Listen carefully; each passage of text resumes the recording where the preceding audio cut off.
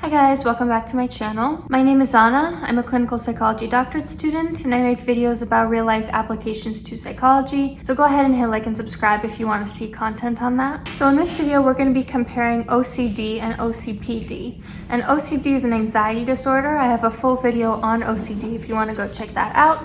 And OCPD is a personality disorder, obsessive compulsive personality disorder. So I'm not going to go into detail about what OCD itself is, but essentially it's a disorder characterized by obsessions and/or compulsions. So obsessions are these mental thoughts or urges or images that are intrusive, and compulsions are the behavioral responses to those obsessions that are designed to reduce your anxiety or distress. Compulsions can be something like counting or checking or washing. They can either be mental or they can be something that you can actually see, like actually scrubbing something. And OCD is so much more than just perfectionism and cleanliness, so I highly recommend you watch that video for a more in-depth view on what types of compulsions and obsessions there are. So in this video, I'm going to be using Bree Kamp as an example of OCD. Bree Kamp is from Desperate Housewives. I do have a series on it, which I think is super fun. And for OCPD, I'm going to be using Monica Geller from Friends as an example. So before we get started, I do want to mention that I'm actually on the fence about these two characters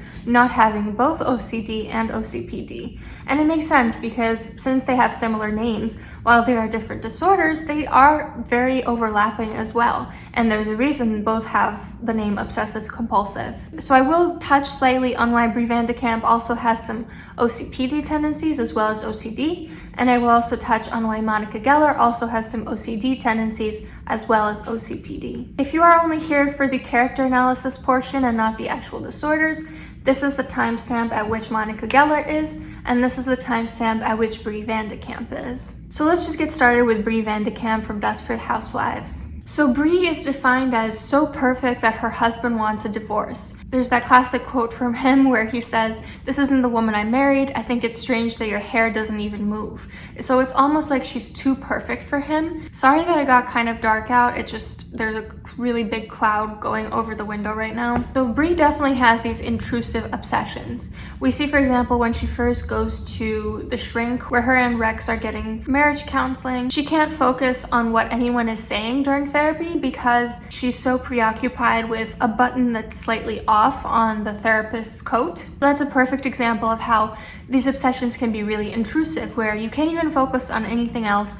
You can't get it out of your mind, you just need to fix it in that moment. We see some compulsive behaviors, such as when her family asks if they can go out to a restaurant and not something super expensive or nice for once. She can't go to the restaurant without actually rubbing the silverware and cleaning it herself with a napkin first. So that would be an example of a compulsion. Bree also wants everyone to see her as perfect. She's not super forthcoming with her friends or family about her emotions, about her marriage problems, about her problems with her kids, because she does want to keep that image that everything is perfect, everything is clean, everything looks great from the outside. We also see that Bree kind of has to control everything, such as she has to make Rex's salad for him, she has to pack his suitcase. She doesn't really want to let other people take control of the reins because she just wants it to be her way and she wants it to be perfect. So another example of Bree's compulsions is when she is intimate with Rex and she can't get over the intrusive obsession of the burrito that's dangling over the nightstand, which, to be fair, it's a pretty gross image. Who wouldn't be distracted by it? But it's to the point where she can't help how intrusive it is, and even though, she's trying to work on her marriage and Rex tells her, leave it alone, leave the burrito, focus here, she can't do it. Bree is also pretty emotionally repressed, and we see this when she slaps her mother-in-law for crying over the loss of her son. And while true, her mother-in-law was extremely annoying and she was kind of detracting from Bree's ability to express her emotion as well, this does show that Bree tends to see that emotions cannot be expressed very openly, that they have to be dealt with on the inside. Another interesting thing is when she learns of Rex's death, she continues to shine her silver, which kind of goes to show that she's not dealing with the emotions on the inside because she's still trying to make everything pretty on the outside. After she sends Andrew away for being too much for her to handle, she becomes so obsessed with making everything perfect for Danielle that she has that kind of psychological breakdown at Danielle's birthday party, where she spends an hour making the frosting on her cake just perfect, and she kind of freaks out on everyone when someone dips their finger into the frosting. She almost goes into a manic state during that phase. She can't sleep, she has all this energy, she's obsessing, these obsessions are starting to take more and more time out of her day and night,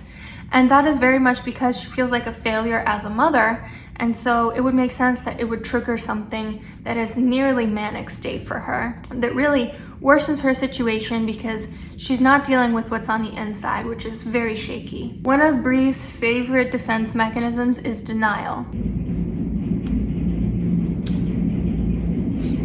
So even once she checks herself into a mental institution because she realizes she's on the verge of a mental breakdown, she still can't admit it even to her own therapist, what she's going through, that she does feel like a failure as a mother, that she kicked out her son, that she lost her daughter. She still wants everything to look perfect from the outside, and she's kind of in denial about what she's feeling on the inside. So why is Bree like this? I touched upon this on the 5 Types of Friend based on Desperate Housewives video, but essentially we saw that this obsessive compulsive tendency started when her mother died, when I believe she was hit by a car in the street when Bree was a little girl.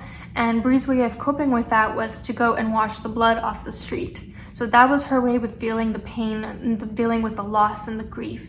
It was to make everything clean again. And traumatic childhood incidents have been associated with OCD, and it's no wonder that it's a risk factor. Additionally, Bree's dad is a prosecutor, so this kind of shows that maybe she was raised to believe that morality is either black or white. It's one or the other, which can show kind of why she has these rigid personality tendencies. And this may have also instilled some behavioral inhibition in her from an early age. And behavioral inhibition is a temperamental risk factor for OCD. We also see that she has a predisposition for alcoholism, which is not surprising because when we can't find adaptive ways to cope and we're not acknowledging our emotions and we're denying and repressing them, usually they tend to come back in a worse coping mechanism. They come back in the form of something like addiction. And then of course we see Bree's stepmother is quite invalidating, and it's no wonder that Bree has these mental issues in adulthood because being raised with parents who are invalidating is another huge risk factor for any mental disorder. So my diagnosis for Bree would be OCD. So she does have the presence of both obsessions and compulsions. Compulsions are defined by these repetitive behaviors that she feels driven to perform in order to get rid of the obsessions. These are things that must be applied according to very rigid rules. So the behaviors or mental acts, the compulsions, that are aimed at preventing or reducing the anxiety or distress caused by the obsessions are also present here, such as the having to fix the therapist's button on his coat, such as having to fix the burrito while she's intimate with Rex, although realistically they're not connected to what they're designed to neutralize. So they're clearly excessive. If she shines her silverware, that's not going to bring her husband back. If she cleans the silverware at a restaurant, that's not realistically going to mean that they're cleaner. And these obsessions and compulsions are very time consuming. So we definitely see she spends hours upon hours per day trying to appease these obsessions with compulsions. And they do cause clinically significant distress and impairment in functioning. So clearly her OCD interferes with her marriage with Rex because it's one of the main reasons why he wants a divorce in the beginning of the season. Also her ability to have a strong relationship with her kids because her kids are also kind of just fed up with it. They just want to have a normal time out at a restaurant without having a 4-course meal prepared by her. Her ability to participate in therapy is also impaired by this OCD. So we do see the incident with the therapist and his button. And of course, this is all very distressing for her. So I would argue she absolutely meets the criteria for OCD impairment and or distress. I would also put the specifier with poor insight because she doesn't really acknowledge that these compulsions are not really realistically going to appease the content of her obsessions. She does think that these obsessions are a real threat to her. So what about OCPD? Does she meet the criteria for obsessive compulsive personality disorder? So this is from the DSM-5. OCPD is not characterized by intrusive thoughts, images, or urges, or by repetitive behaviors that are performed in response to these intrusions. Instead, it involves an enduring and pervasive maladaptive pattern of excessive perfectionism and rigid control. So Bree clearly has those intrusive obsessions and compulsions that we do see in OCD rather than OCPD. But does she also meet the criteria for OCPD? Because she does have rigid perfectionism. She is excessively perfectionistic and rigidly controlling. So I would argue that she is distressed and her functioning is impaired by the OCD. And yes, she is excessively perfectionistic and rigidly controlling as well, but I'm not sure if that's the most distressing and impairment aspect of her functioning.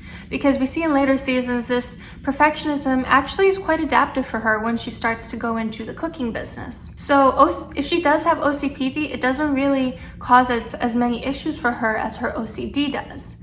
So with that being said, you can probably make a case for her having both. And if you do want to learn more about what OCPD is, just wait until we go into the Monica Geller case, because we're really going to dive into all the symptoms there. So moving on to Monica Geller from Friends. I would say her diagnosis is very much OCPD. And I'm not going to give an overview of her personality so much because I don't really like her all that much. So I'm just going to go through all the criteria of OCPD and see if she meets them or not. So OCPD is part of the cluster C of personality disorders. That is the more anxious or fearful cluster. And also please let me know if you want me to make a separate video on all three of the clusters of personality disorders. So OCPD is defined as a pervasive pattern of preoccupation with orderliness, perfectionism, and mental or interpersonal control at the expense of flexibility, openness, and efficiency.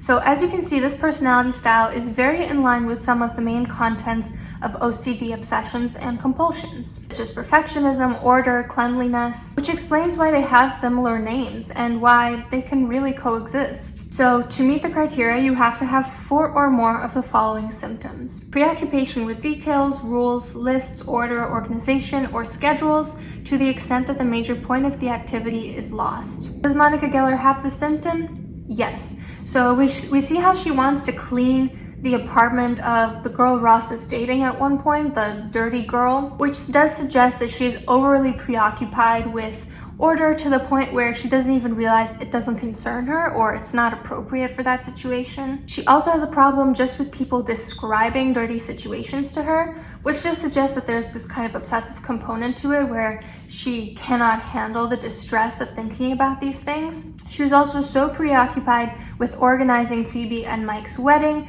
that she didn't even realize it was getting in the way of their friendship and that it wasn't what they wanted. And there's also the episode in which Monica tries to arrange all the photographs by numbering and cross-referencing them, which is again pretty excessive. Also, I want to mention that most of these examples were given by you guys. I asked you for examples in which Monica was behaving overly rigid or perfectionistic, and you guys came up with some wonderful things. Another symptom is perfectionism that interferes with task completion. So absolutely, I think she has this. We see the example where she needs a smaller vacuum cleaner to clean her vacuum cleaner, and then she wishes she had another smaller vacuum cleaner for her smaller vacuum cleaner. It's excessive and it kind of defeats the purpose. Excessive devotion to work or productivity to the exclusion of leisure activities and friendships. So kind of, I mean, she references that cleaning would be something that she values as fun, but that doesn't necessarily say she puts these things above friends or hobbies, so I don't really know about this one. Is overconscientious, scrupulous, and inflexible about matters of morality, ethics, or values. So my instinct to this is to say yes, but I can't really remember any specific instance in which this was the case, so I'm just gonna say it's a no. Is unable to discard worn out or worthless objects even when they have no sentimental value. Yes, absolutely. So we see the hoarding incident, right? When they find her closet that has all the objects in there, and she is very upset by the idea of getting rid of them. And in fact, we also see this as an example of her perfectionism because they are trying to clean it out for her and she won't let them because she's afraid they'll mess it up. And this makes a lot of sense because hoarding is considered a cousin of OCD, so it makes sense that it would also be a component of OCPD. Is reluctant to delegate tasks or to work with others unless they submit to exactly her way of doing things. Absolutely. So she cannot even let other people clean the apartment for her because she's afraid they won't do it right. There's also the time that she explains to Richard how he made the bed wrong. Also, she can't handle when Rachel slightly moves the ottoman to the side and she tries to shift it back to the place it was. She also doesn't want a cleaning lady to take over cleaning the apartment, so she does not want to delegate cleaning onto other people. Chandler is also scared of him cleaning the apartment wrong and her getting mad, and she needs to be the host of the friend group, because if she's not, she feels like she's kind of delegating the one thing that she's good at, the one thing that she's known for. Another symptom is adopts a miserly spending style towards both self and others. Money is viewed as something to be hoarded for future catastrophes. I don't really think she beats this one. Shows rigidity and stubbornness. Yes, so we see when Phoebe calls her high maintenance, she asks Chandler to make a list of why she's not high maintenance. She also can't sleep when she leaves the shoes outside because she's trying to prove that she's not uptight, but this is definitely a sign of rigidity and stubbornness. She has to be right about the cleaning lady stealing from her, to the point where she sticks her head between the cleaning lady's legs to prove her point. And she needs to find out what the switch to Joey and Chandler's apartment is for, to the point where she kind of messes up the whole apartment. And finally, there's the one where Monica and Chandler move in together, and she doesn't let him change any of the decor or add any flair of his own to the apartment. So definite stubbornness and rigidity. So you need 4 symptoms to have OCPD, and I would say that she has 4, if not 5. So she definitely does have OCPD.